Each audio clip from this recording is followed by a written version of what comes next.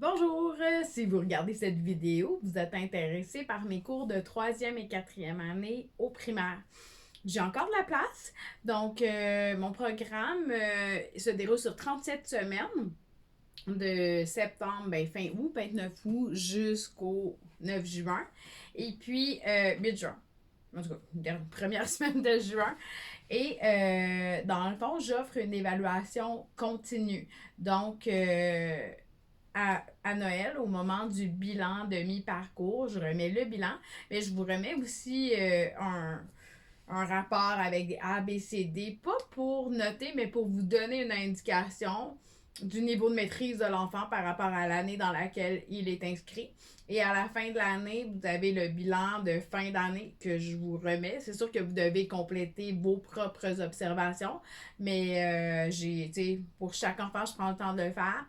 Donc, ça vous enlève ça. Et le rapport par le titulaire possédant un permis d'enseigner, eh bien, c'est moi qui le fais.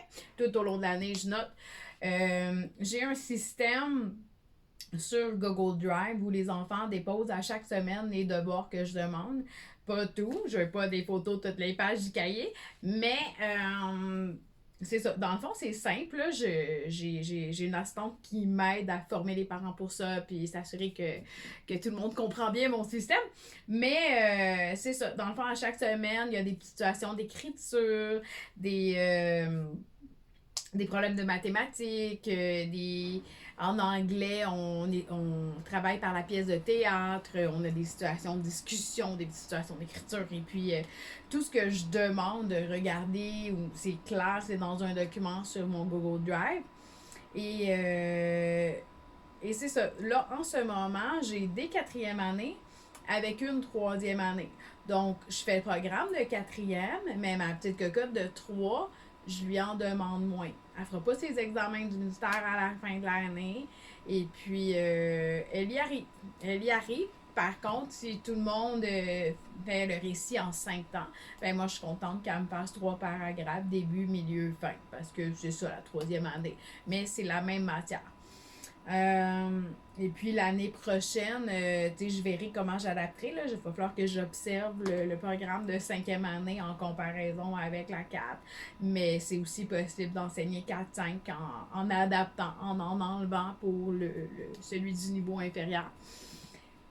L'horaire, c'est toujours de 8h20 le matin jusqu'à 10h50. Donc là-dedans, il y a 1h30 pour maths, français. Généralement, je fais comme 50 minutes français, puis 40 minutes maths. Ou 45-45, mais des fois, je dépasse en français, puis c'est un peu moins de maths. Ensuite, lundi, c'est du lundi au jeudi. Donc lundi, on va faire l'univers social, mardi anglais, sciences le mercredi et jeudi anglais encore. Et comme j'avais plus d'élèves, j'ai pu offrir un club d'études dans lequel il y a, euh, il y a mon assistante qui fait le cercle de lecture 2 fois 30 minutes avec les élèves. Donc plusieurs livres au programme, lire pour le plaisir. Et 4 séances de 30 minutes pour les stratégies de mémorisation des mots de vocabulaire, la phrase du jour. Moi, j'ai tout monté un petit programme là, avec la phrase du jour. Je vais vous envoyer un lien pour que vous puissiez voir une de mes phrases du jour. Et les élèves doivent faire cette phrase-là juste avant la séance, la montrer à mon assistante, dire OK, j'ai fait la phrase du jour, Marjolaine a parlé de ça, ça, ça. Donc, elle est là pour les encadrer et les tables de multiplication, il y a des stratégies. Donc, c'est vraiment études 30 minutes. Et puis, il y a un programme payant, c'est 10 $ pour la semaine pour participer à l'heure de devoir. Et là, les parents n'ont plus rien à faire. Mais si les parents veulent s'impliquer, faire les devoirs eux-mêmes, ben, je conseille au moins 1 heure de devoirs par jour. Ceci étant dit, moi, mes prix, si on prend la totale pour les 10 heures de cours avec moi, plus l'heure du cercle de lecture et les 4 périodes d'études, ce qui fait 14 heures de cours, 14 heures encadrées. Alors ça, c'est 90 $ par semaine.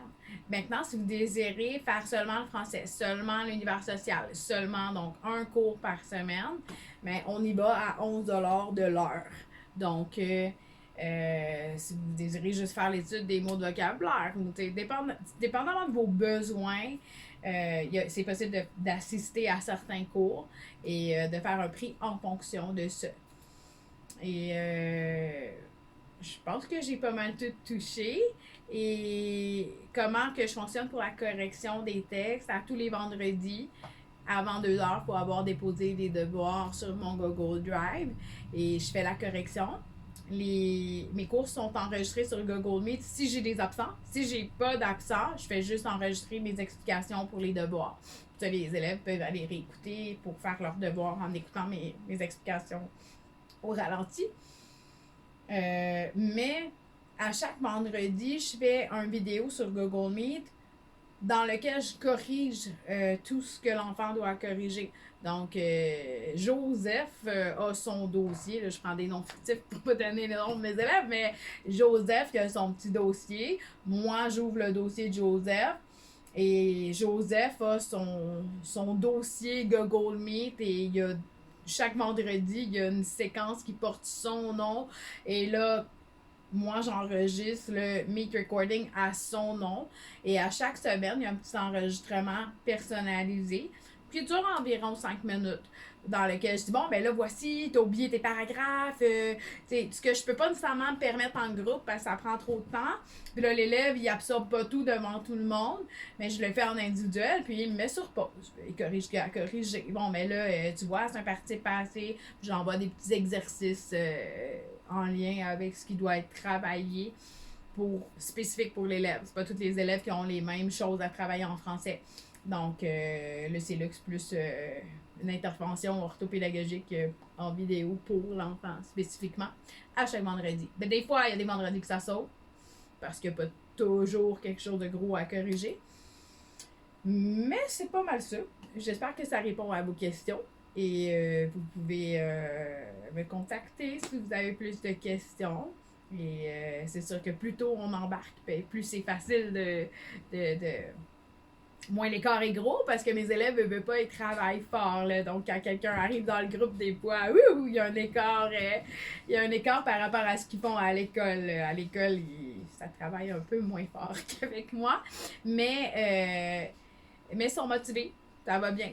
Puis, j'ai des bons élèves. C'est sûr aussi, l'autre point, j'ai beaucoup d'élèves et au primaire et au secondaire qui sont en difficulté d'apprentissage, donc qui étaient dans des classes d'adaptation scolaire. Donc, c'est sûr que oui, on travaille fort, mais c'est adapté. Chacun à son niveau. Il n'y a pas de comparaison. Il n'y a pas je suis poche, t'es bon, ça. Il n'y en a pas dans mes groupes. Parce que justement, il y a cette différence-là de niveau que je dois jongler avec pour passer mon programme. Mais ça va bien. Je suis surtout pédagogue, je suis habituée. Donc voilà, j'espère que ça répond à vos questions. Et puis, bienvenue dans mes cours.